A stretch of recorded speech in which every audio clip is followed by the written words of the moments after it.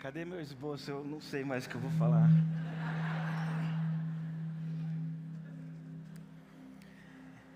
Gente, obrigado. Muito obrigado por tantas mensagens de carinho, né? Eu estou muito feliz, gente. Brennan Manning, ele fala de pequenas porções da graça do Senhor sobre nossas vidas. São essas mensagens que eu recebi ao longo do dia ontem, né? Eu louvo muito a Deus por essa igreja, por saber que eu estou numa igreja que eu amo e sou amado. Eu louvo muito a Deus pela vida de vocês, tá bom? Eu estou bem feliz, gente, mas bem feliz mesmo, porque fazer 23 anos não é fácil, né? Me causa estranheza essa reação de vocês, mas está tudo bem.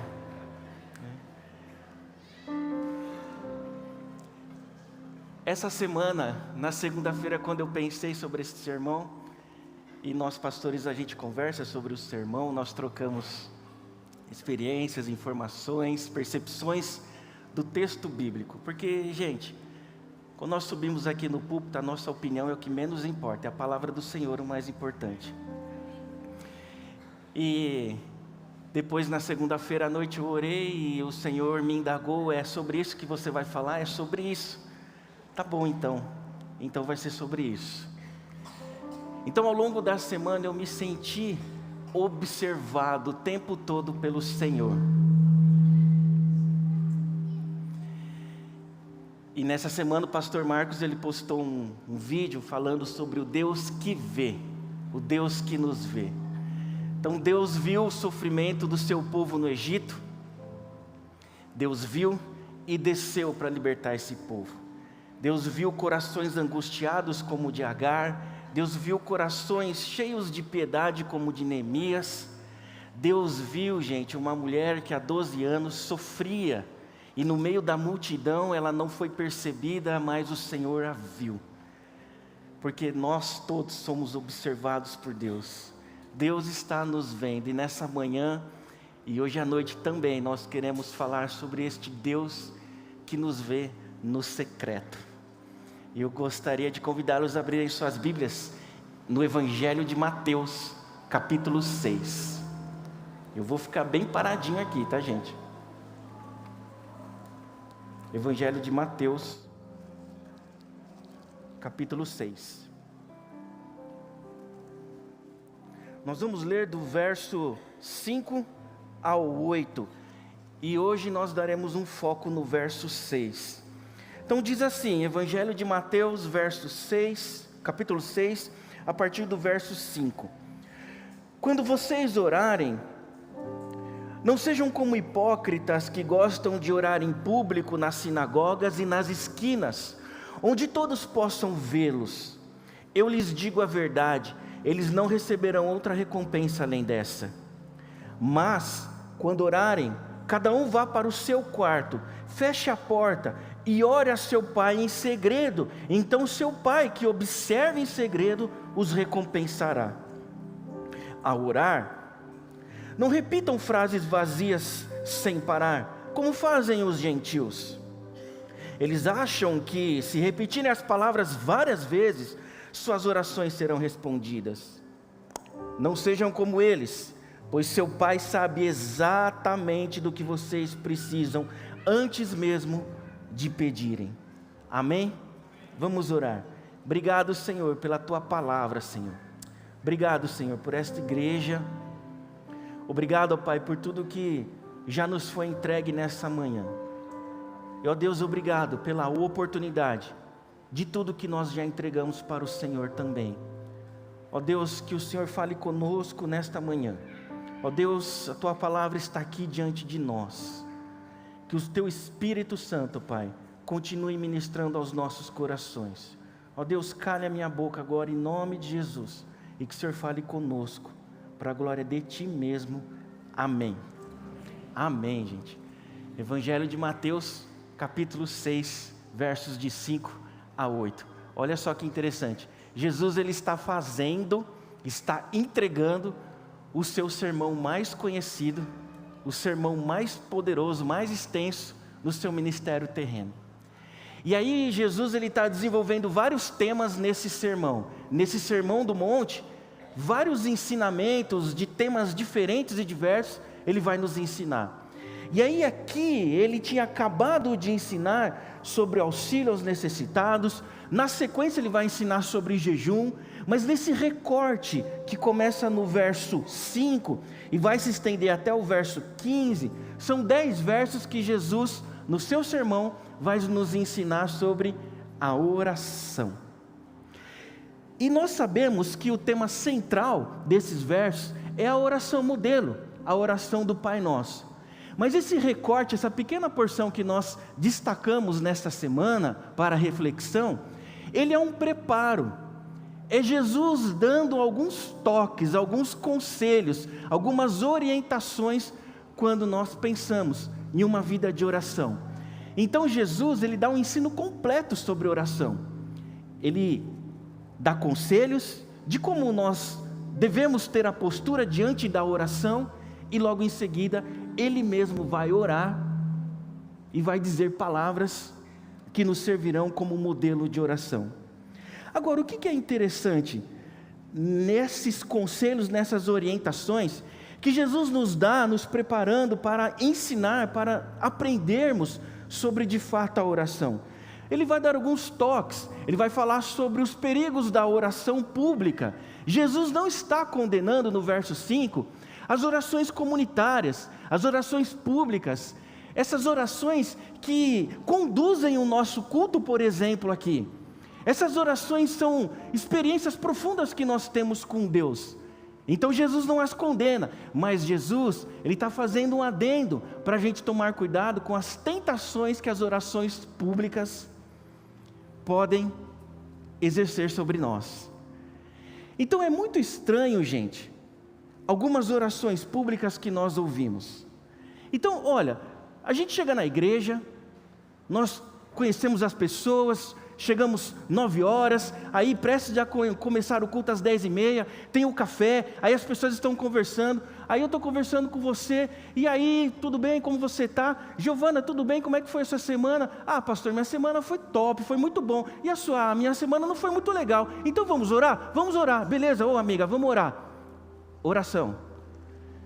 Senhor Jesus, em teu nome nós queremos. Para que mudar o tom de voz? Para que a gente se entregue a essas tentações? Quem nós queremos impressionar? Agora veja, gente, pastor, é temor, é reverência diante do Senhor. Não, não é temor e não é reverência, é esquisitice mesmo, gente. E a gente tem ouvido sobre essa intimidade pelo qual o Senhor está nos convidando a chegar, como o pastor Marcos ministrou na assembleia para nós. Nós estamos diante de um Deus que agora, Ele é reconhecido como Pai. Então nós estamos dialogando com Deus. R.C. Sproul, em seu livretinho, o título traduzido por português desse livro é Oração Muda as Coisas. Ele vai fazer uma definição interessante. E essa é a definição de oração mais profunda teologicamente que eu já ouvi.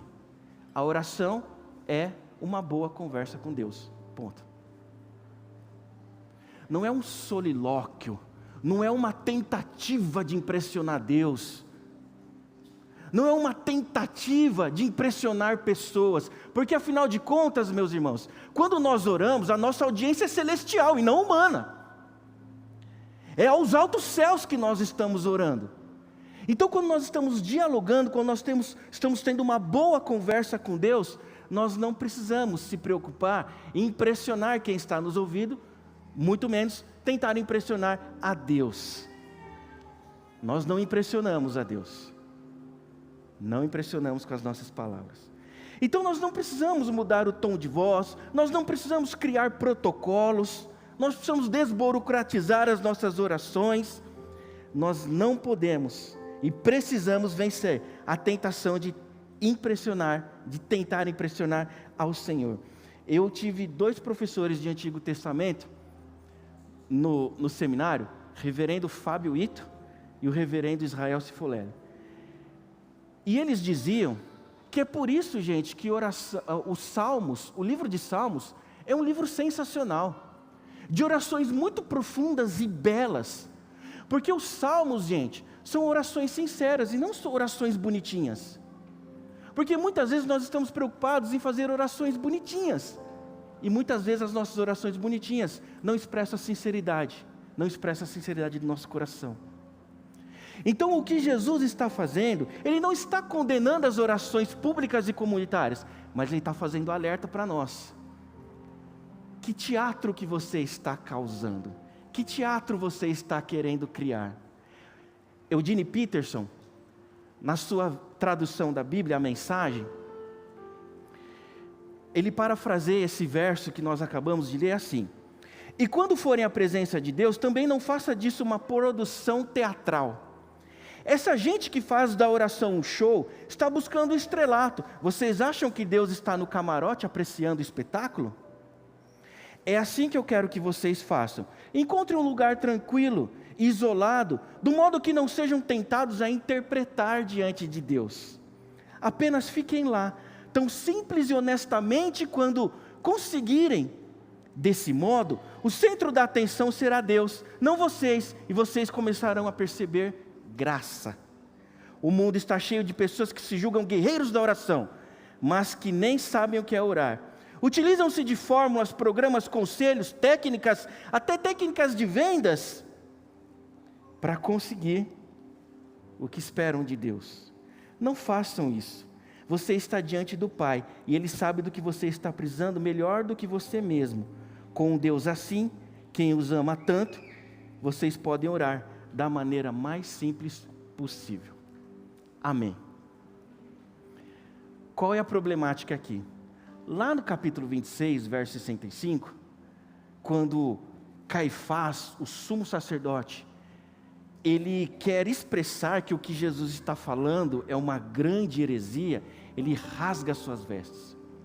E isso era uma prática comum no período do ministério de Jesus. Quando os fariseus queriam transmitir uma falsa espiritualidade, uma piedade fake, queria demonstrar um relacionamento com Deus superficial, eles rasgavam as vestes para fazer esse teatro público. Provavelmente, eles esqueceram das palavras do profeta Joel, que diz o seguinte: não rasguem as suas vestes, rasguem seus corações. Porque quando nós oramos, são os nossos corações que precisam ser rasgados, não as nossas vestes externas. Amém, gente? Amém. Então o texto continua, a gente salta para o verso 7 e para o verso 8. Ele vai falar sobre essas palavras que são repetidamente faladas com uma tentativa de convencer Deus. Essas palavras repetidas, elas se tornam sem vidas. E sem vidas, como elas vão alcançar o coração de Deus? Você não dialoga com ninguém, repetindo as mesmas palavras sempre. Então o Senhor está falando, Jesus está nos ensinando, essas orações sem vidas também não nos alcançam, não nos chega, não faz sentido. A Carol, nós estamos precisando melhorar o repertório dela na oração. A oração dela se repete sempre as mesmas palavras. Quando ela está com fome, o repertório dela diminui ainda mais, né? Quando a gente está lá com aquela mesa posta, aquela comida boa, né? O repertório das nossas orações diminui também. Então essas orações sem vidas mecânicas, Jesus também está dizendo que não alcança. Mas pastor, por que a oração do Pai Nosso? Por que então é a oração modelo? Não é a oração modelo no sentido das palavras usadas por Jesus, mas o Pai Nosso, gente, ela é uma oração modelo no sentido do seu alcance, gente, da sua amplitude. Então se você ler a partir do verso 9 até o verso 13, a oração do Pai Nosso, que gente, já é uma quebra de paradigma gigante, quando Jesus começa a iniciar a oração com o Pai Nosso. Até agora, não tinha sido apresentado à humanidade um Deus que se permite ser chamado de Pai. E Jesus se refere na sua oração, introduz a sua oração como Pai. Pai. E muitas vezes vai aparecer uma palavrinha em aramaico aqui, Abba, que é aquela expressão carinhosa de uma criança, quando olha para o seu pai com admiração. A irmã Roseli, aqui na nossa vigília de oração, ela fez uma oração, gente, e ela disse assim, Paizinho. Porque a partir de Jesus, as nossas orações ganham um Deus que se chama Pai. E Ele não é meu, e Ele não é só seu, Ele é nosso, é dos seus filhos que se reúne. Então quando nós, os filhos de Deus se reúnem, e invoca o Pai, então nós estamos sendo ouvidos e percebidos e vistos pelo Senhor. Pai nosso que estás nos céus, aleluia. Então Jesus, Ele vai ensinar esta oração. Se você ler a oração do Pai Nosso, ela tem todos os elementos que normalmente tem em orações. No Pai Nosso, gente, tem súplica, tem intercessão, tem exaltação e adoração ao Senhor, tem confissão de pecados. Então a oração do Pai Nosso, Jesus, Ele está nos ensinando a amplitude e abrangência da nossa oração. Então voltamos o nosso olhar para o verso 6. O verso 6, Jesus vai dizer o seguinte: vá para o secreto, vá para o quarto, vá para o lugar secreto, porque o Pai o verá no secreto. Essa palavra lugar, que as traduções, a maioria traduziu como quarto, é uma palavrinha grega que se pronuncia tameion. Então repete comigo, tameion. Então vocês acabaram de falar em grego, falaram em línguas estranhas. As casas dos tempos de Jesus, gente, a maioria, ela era um piso único, a grande maioria. Sabe aquele conceito de loft, gente? Tudo no mesmo ambiente? Então, loft não é um conceito moderno, é no conceito lá do tempo de Jesus. Então tinha cozinha, quarto, tudo no mesmo lugar.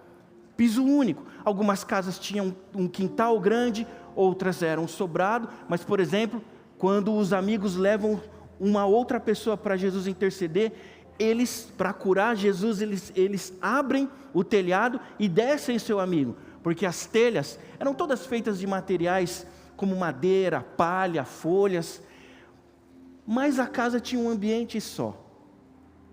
Algumas casas, elas tinham uma porta e um aposento anexo ao principal. Esse espaço principal, gente, você tinha pequenas janelas, você tinha portas que você poderia acessar direto para a rua, para dentro da sua casa.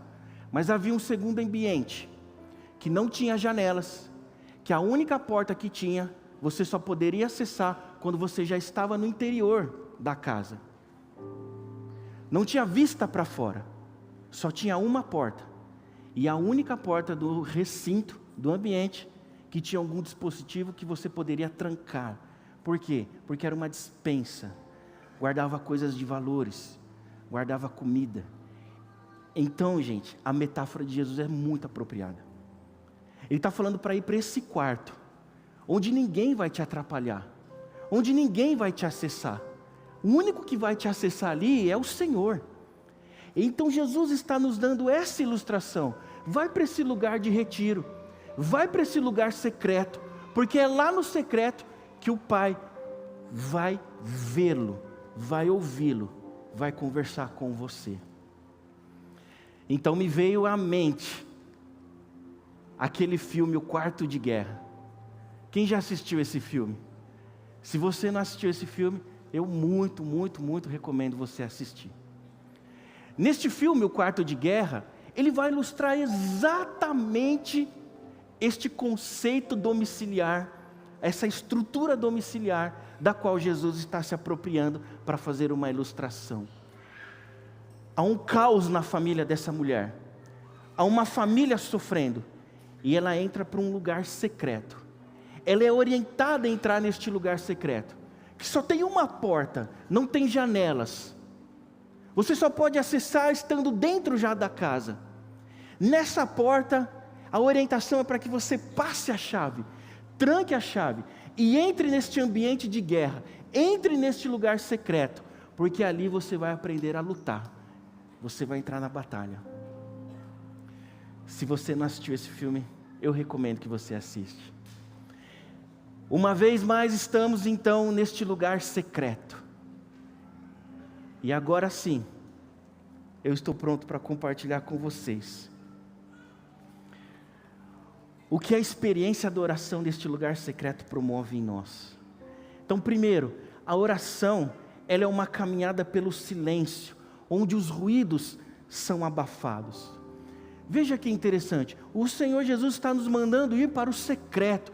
E queridos, todos nós temos um canto na nossa casa. Todos nós temos um cantinho lá no nosso lar.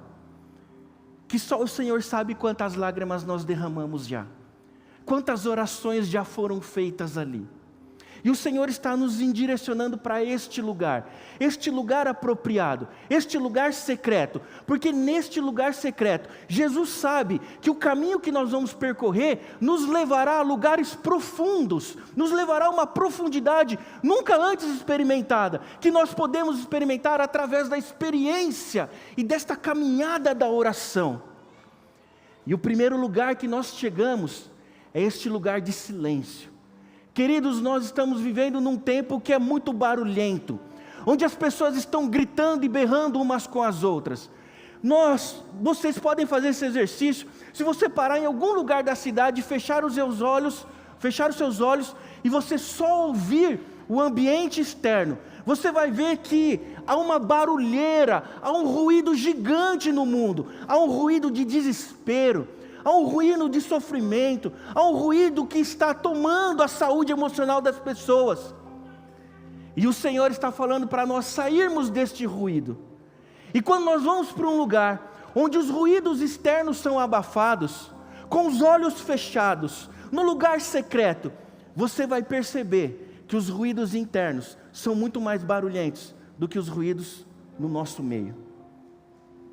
Nós estamos vivendo num tempo em que estamos vivendo síndromes de pensamento acelerado, síndromes de excesso de pensamento. A nossa mente, o nosso coração está gritando, porque nós não conseguimos parar, não conseguimos aquietar o nosso coração e a nossa alma, experimentar essa experiência do silêncio. Richard Foster vai chamar de a experiência da solitude. Queridos, nós precisamos ir para o lugar secreto. Nós precisamos de silêncio para a nossa mente, silêncio para o nosso coração, porque os ruídos, gente, há muitas vozes, há muitas falas, há muitas opiniões que estão massacrando a nossa saúde. Então em algum momento, querido, você precisa silenciar essas vozes, e silenciar a voz que está te consumindo internamente. Quando nós estamos no silêncio, os nossos ouvidos ficam mais sensíveis à voz do Senhor, e é essa única voz que nós precisamos ouvir, é a única, e é no silêncio, gente, que o nosso ouvido começa a perceber.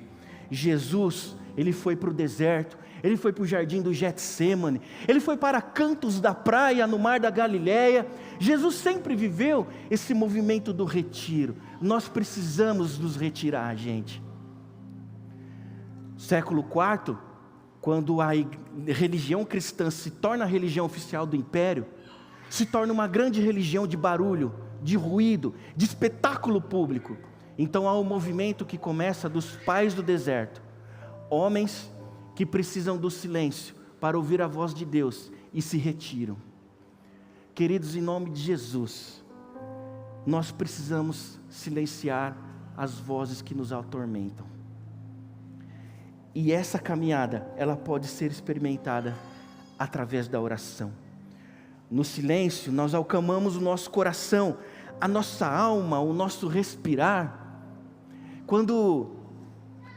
Veja, é verídico isso, tá, gente? É verdade. Quando eu surfava, e eu tenho provas irrefutáveis, gente, era um esforço, gente, aquela tormenta batendo nas suas costas, você precisa passar a arrebentação, você tem que enfrentar aquelas ondas quebrando, porque lá adiante vai ter um lugar de calmaria.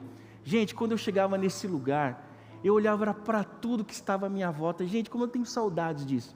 A gente olhava para tudo que está à nossa volta, olhava para a praia, aí eu procurava a irmã que estava desesperada lá, porque já era 3 horas dentro do mar, cadê meu marido, cadê meu...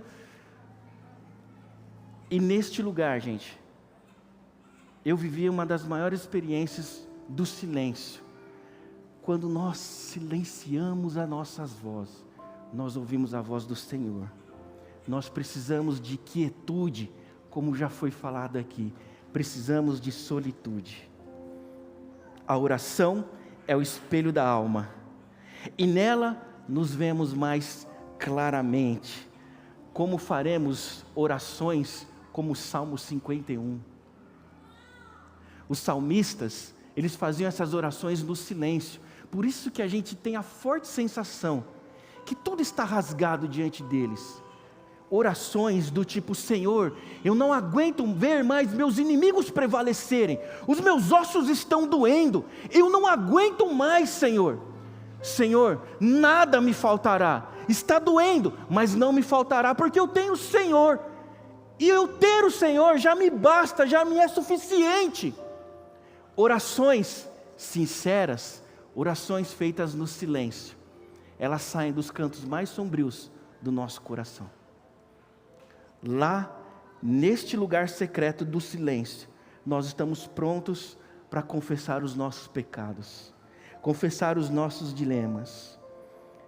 Lamentações capítulo 3, bom é esperar o Senhor em silêncio, em silêncio. Salmo 62 vai falar sobre o silêncio, quando nós calamos as vozes, as nossas tentações de ter opiniões sobre tudo. Nós queremos ter opinião sobre tudo. Deus não precisa de advogado. Deus só precisa dos nossos corações rasgados. Quando nós vamos para o silêncio, nós não entramos em discussões tolas. Nós não compramos brigas inúteis. Quando nós estamos no silêncio, nós somos mais felizes, mais plenos e satisfeitos, porque nós não temos dúvida nenhuma de que o único que está conosco ali é o Senhor. Amém. Há uma música que a gente canta aqui de vez em quando, que ela diz assim: na oração encontro calma, na oração encontro paz, na oração encontro Deus, pois Ele faz bem à alma, falar com Deus me satisfaz.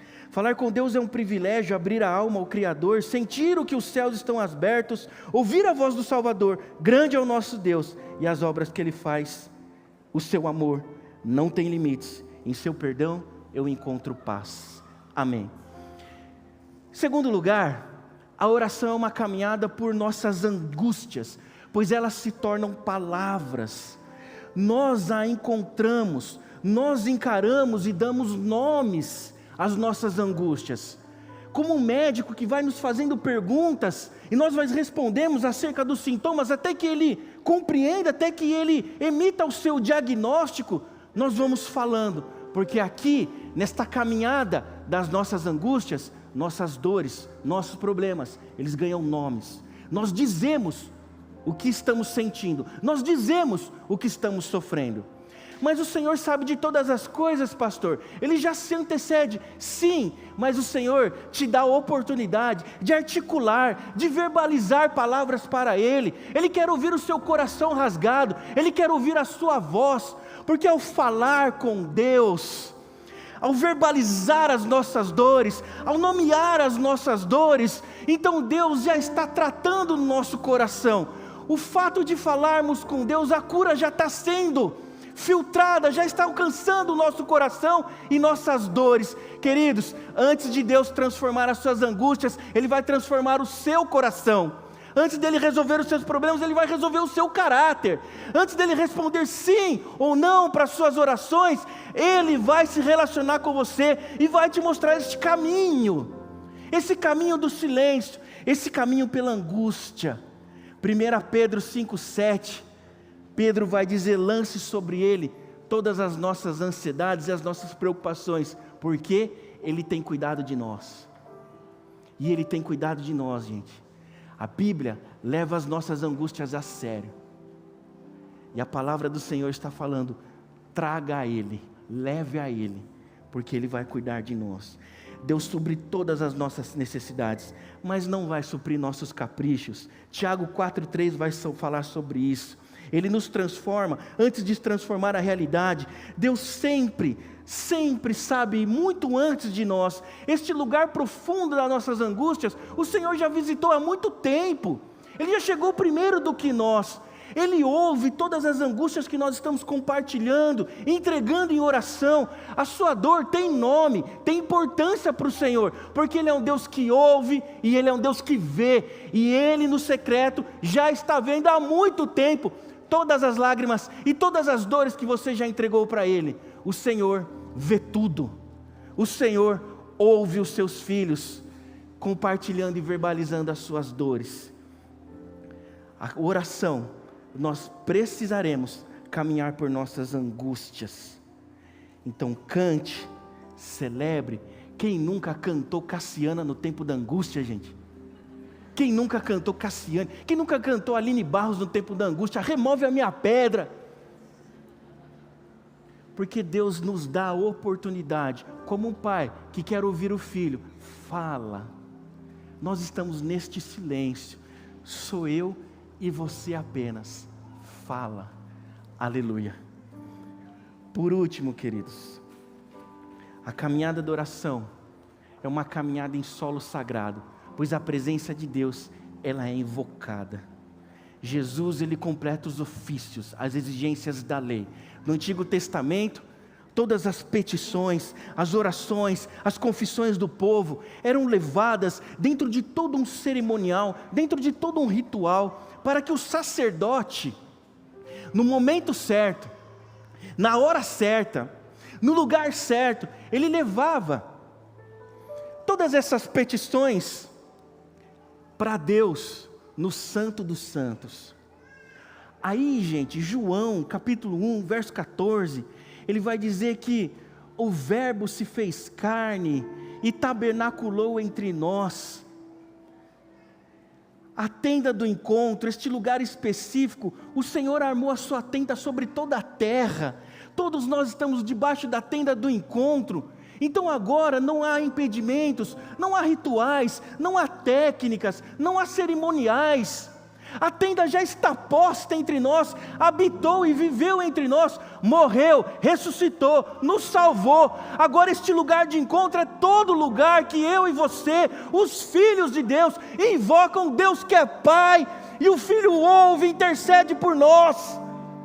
Não há lugares certos para oração, não há lugares específicos. Talvez você, filho de Deus, esteja no pior lugar do mundo, no lugar mais terrível da face da terra, mas se você invocar o nome do Senhor, o Pai nosso que está no céu vai te ouvir, e vai te responder, porque Ele vê. Agora todo lugar onde o Senhor Jesus é invocado, se torna lugar sagrado, porque a mágica nesse lugar, há algo em nós que nós podemos impressionar Deus? Não. É a santíssima e poderosa presença do Senhor que foi invocada, e Ele se estabeleceu ali. Estamos desde as 9 horas da manhã, invocando a presença desse Pai amado entre nós, e Ele está aqui presente, porque a família dEle, o povo dEle, os filhos dEle, estão reunidos, dando as mãos, sofrendo junto, intercedendo uns pelos outros, vendo crianças, vendo idosos, estamos todos aqui reunidos, invocando o Pai que é nosso, pelo nome poderoso de Jesus. Então aqui, a presença do Senhor se estabeleceu. Então neste lugar onde a presença do Senhor está, nós precisamos exaltá-lo, adorá-lo. Nós não podemos omitir a adoração de nossas orações. A adoração é o âmago da oração. Que bom vai ser quando nós, em nossas orações, exaltarmos o Senhor, glorificarmos somente o Senhor. As suas angústias, leve ao Senhor, mas saiba que diante da presença do Senhor, por mais duro que seja a sua batalha, exalte a Ele, porque Ele é o Deus que te vê, tem visto as suas dores, tem visto as suas lutas. Quando ninguém está vendo, o Senhor está. O nosso desafio nesta manhã é que a gente decida ir mais fundo, entrar neste lugar secreto do silêncio, ao encontro de nossas angústias, para este lugar onde a presença do Senhor é real e verdadeira. Amém. Nós queremos compartilhar com vocês uma cena do filme, e logo em seguida, o pastor Júnior está com a palavra.